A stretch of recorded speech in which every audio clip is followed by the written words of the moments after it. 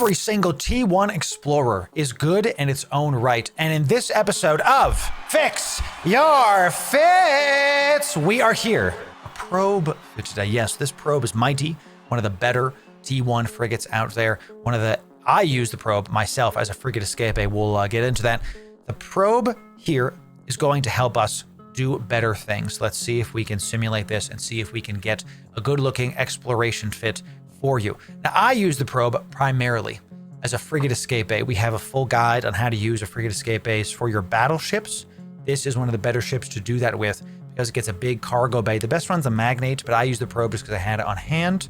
Very silly fit. We're not here for frigate escape base stuff today. We're here to try to make you a Tech 1 exploration fit now that our burst jammers are gone. So we do have this Air Minmatar Explorer, okay? And this is a good place to start, I think. I think when this is a really important thing to see for newer players, and maybe newer players don't know about this.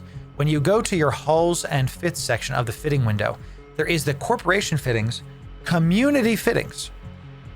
Make sure this is checked when you're new. See that? Because you're going to be able to see fits that are good starter fits. Fits that are there for you to experiment with and use at the very beginning. Make sure you click this button right here to be able to enable those. This is really important. How many of you didn't know about this button? Type 1 in chat. Type 1 in chat. A lot of people just don't click this button and then they're like, oh, I had no idea. Let's see about it. Let's see how the community fit squares up, and let's see if we have anything to fix here for this fit. See, some of you didn't know. There it is. There it is. Some of you didn't know, and now you know. So when you're just starting out, let's do a probe for people that are brand new, okay? When you're just starting out, you're not really going to have a ton of skills. So the first thing that we do see here is we do have a core probe launcher with a Tech 1 probes. I think that's pretty good. The double gravity capacitor upgrade is interesting. So we're at 106 points. Now, I have higher scanning skills on this character. I gotta tell you, I was reading a lot of the comments on the last couple videos that we've put out for the fixture fits. And I'm not super happy with some of the fits that we put out, like the venture fit that we put out. I don't love it, but it got some great discussion going. And that's kind of the goal of these videos. So I gotta tell you that this fit by itself looks real solid. Real solid. Would I change anything in this fit? I would change one thing. I would put the relic and data, and I would put the relic analyzer in the main, and I would get some kind of other mid slot, maybe a cargo scanner. I want to get y'all used to having a mobile depot in your bay here. That way you can get used to doing this kind of stuff. Now, I'm assuming you're going to be doing this in high sec, but the moment you put a mobile depot in there with a Tech 1 data analyzer, you can now take this into dangerous areas of space. Double T1 grav is better than T2 grav, can't fit more. Exactly. Blind brings up a great point. You can't use double Tech 2. Your rig is too tight. You have to only use double Tech 1. So this is the only thing that I would change, is I would throw in a mobile depot and data analyzer here, and instead I would put like a scoped cargo scanner in there and practice going after the bigger stuff. Speed is your ally here. But when you do this, you might not be able to dock up in the area of space you're in. So what do? Well, let's say here's the sun, okay? Here's a planet, and here is you. You're just a little low probe, you're off the sun, and you wanna be able to refit your mobile depot in an area of space. What does that mean? Well, what you do is you're at the sun or any other celestial, it doesn't matter, celestial is any planet, okay?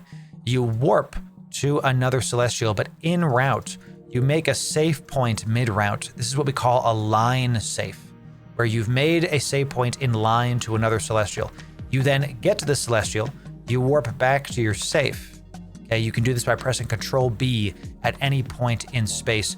You don't want to be refitting off of a planet. That's where you're gonna drop down your mobile depot in space. You can right click it, press deploy. Once the timer is done, you can refit in space. That's what that is. So, and Trey, you bring up a good point. I sometimes take for granted. I say yeah, just take a mobile depot and just use it to refit in space. Newer pilot's gonna go, what the hell are you talking about, Loru? Thank you, Trey, for reminding me I gotta over-explain things for the newer people because I take for granted that sometimes. 07 to you, Trey. Thank you for that. 2 of these should get you to Sub3 Align. They should get you. 1 nano, 2 inertia should be better. I think for the Newbros to assume that their skills are not going to be there, I think this is going to guarantee that they actually get Sub3 Align. Why is Sub3 Align important?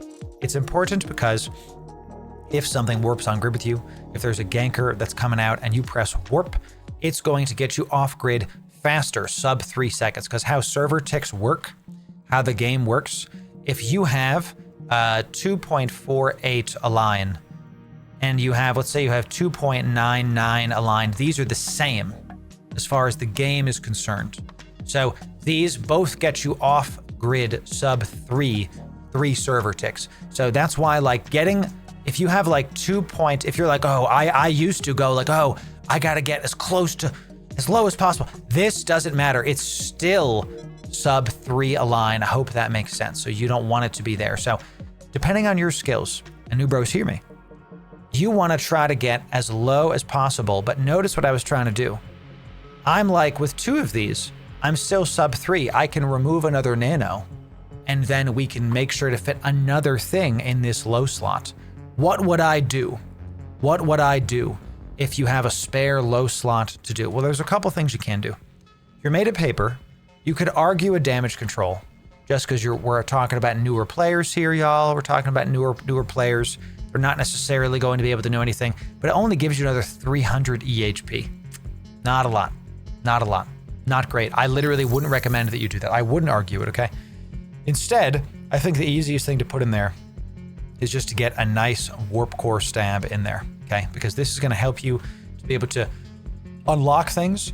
You don't need 299. You can get as close to it as possible, okay? Newbros watching this, if you get 2 low slot modules, I stab and nanos, and you're sub 3, consider using a warp core stab in the lows as your 3rd slot. If you're an alpha and you can't use these, just take out the EC drones. Easy. Just remove the EC drones. You don't have to get Omega to do this. And in fact, if you're a new player, I recommend you stay as alpha. I'm pretty sure every single thing except for the EC drones that you're seeing here is usable by an alpha.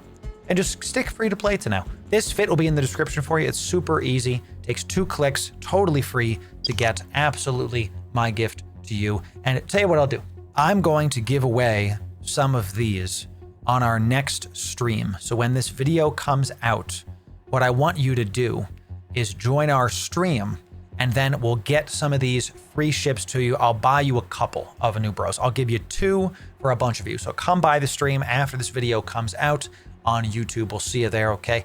Make sure you get all the fixture fit stuff, especially if you're new. This fixture fits playlist shows you how to fit stuff, the strategies therein. It's the kind of video I wish I had when I was just starting out EVE.